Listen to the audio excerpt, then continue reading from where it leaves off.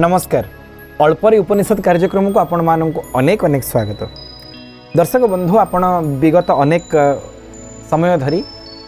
जम और नचिकेता संवाद को कठोपनिषद माध्यम श्रवण करुँच जहाँ आपन खूब आनंद प्रदान कर। प्रकृत पक्षे जम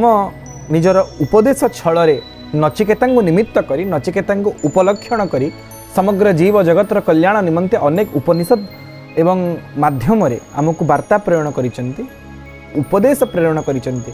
जहाँ आमर मानव जाति पई सहायक। सेमिति गोटे सुंदर कथा कहउचंती भगवान धर्मराज जम नचिकेता परमात्मा ईश्वर प्रत्येक जीव को भल पाती,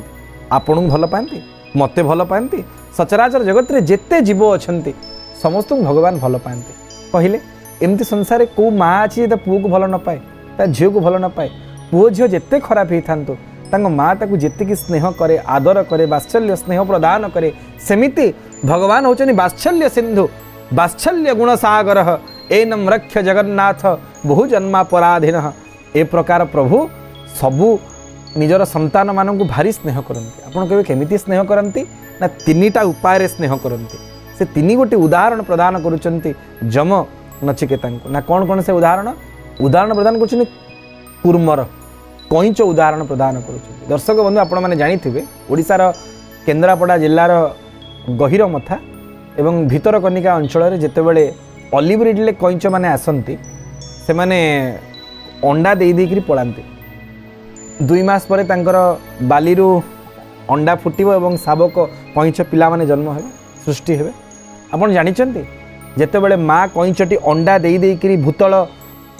समुद्र मध्य को गभीर समुद्र मध्य को पलाए से बारंबार चिंतन करुଥାଏ निजर शावकर कथा, निजर पिलार कथा, निजर देहरु सृष्टि होइतिबा अंडार कथा। और दर्शक बंधु आपण आश्चर्य हेबे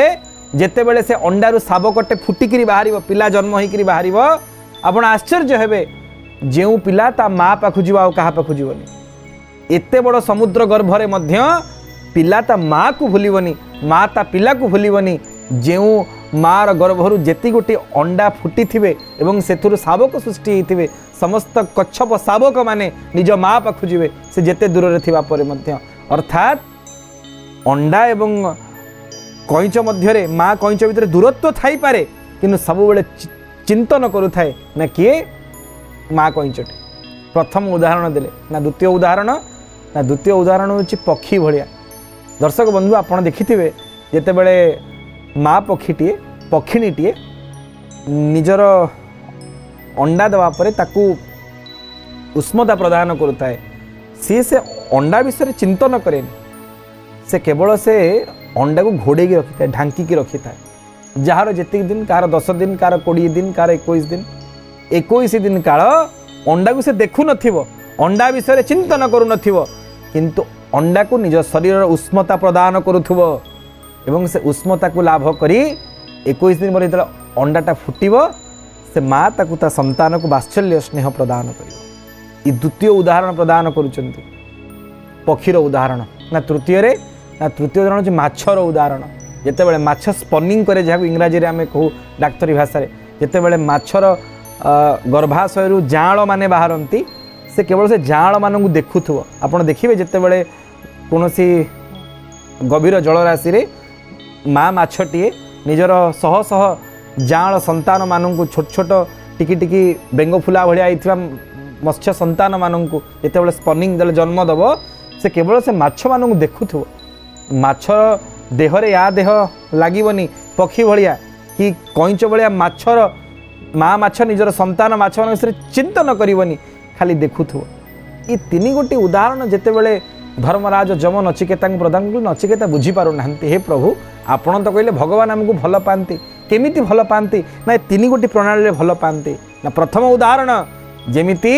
माँ कईच निजर शावक अंडा मानू छाड़ी आसवा पर सब चिंतन करुଥାଏ भगवान प्रत्येक जीवों विषय सेमिति चिंतन करुଥାନ୍ତି। आहा कईच एका बेले 100 ରୁ 200 अंडा देवा पर प्रतिटी अंडा और प्रतिटी अंडार सृष्टि होता शावकों विषय सबुले चिंतन करुଥାଏ भगवान निजर सचराचर जगतर प्रति जीवों विषय प्रत्येक संतान विषय सबुले चिंता करुछ। प्रथम ना द्वितीय ना जेमिति माँ पक्षीटी सबुबेले निजर संतान शावक अंडाटी को उष्मता प्रदान करुए सब देह को देह लगिकी थाए स्पर्शेन्द्रियर संग होउथाए सेमिति भगवान सबुबले आम देह लगिकी रही कईच भाया सब आम कथा चिंता करुँच आउ एणे पक्षी भाया सबुबले आम देहरे भगवान श्रीअंग स्पर्श होउछि जेमिति अंडार आवरण जो भितर थिबा शावकटी मार स्पर्श को अनुभव करि पारेनी किंतु उष्मता को अनुभव करे सेमिति आमे भगवान सत्ता को अनुभव करूँ हेले स्पर्शटा आमको जना पड़ेनी संतान भाया ना तृतीय ना जमिति माछटी सबुबले निजर जाँल मानू देखुए छोट छोट माछ मानू देखुए भगवान क्षण अनुक्षण प्रतिक्षण आमको देखुंट दर्शक बंधु जदि उदाहरण ये वार्ता ये संदेश ए उदंत आपण मन में प्रतिष्ठित हो मो प्रभु मो नाथ मोर सृष्टिकर्ता परमेश्वर ईश्वर सबुबले मते देखुंट माछ भलिया सबुबले मोर संग लाभ करिसेंती सबुबले मोर सुरक्षा प्रदान करुचंती पक्षी भलिया आउ कईच भलिया सबुबले मोरी चिंतन करुचंती आपण जीवन में दुख आसीबो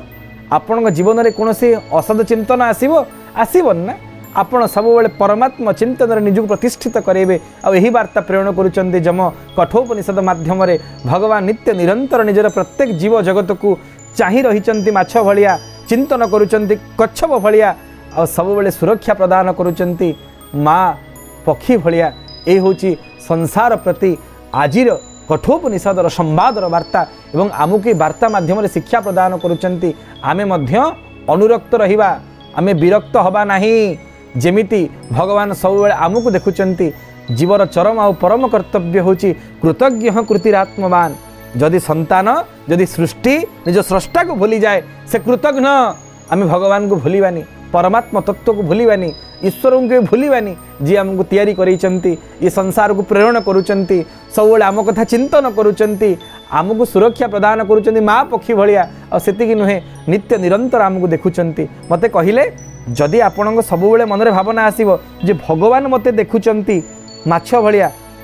आपण कौन सी असद कार्य करें नहीं ना कहीं आप भगवान को दृष्टि केवल निजक आढ़ुआ आड़ करें सतरे ये हूँ आजिर वार्ता निजक सबुबले भगवान छत्र छाई रखंतु जीवन में आश्रयर आवश्यकता रही आम मैंने समस्ते ईश्वर आश्रित हो रहीचे भगवत आश्रित हो रहीचे तार प्रमाण होची कठोपनिषद मंत्र जहाँ धर्मराज जम नचिकेता शिक्षा प्रदान करुछन्ति। नमस्कार।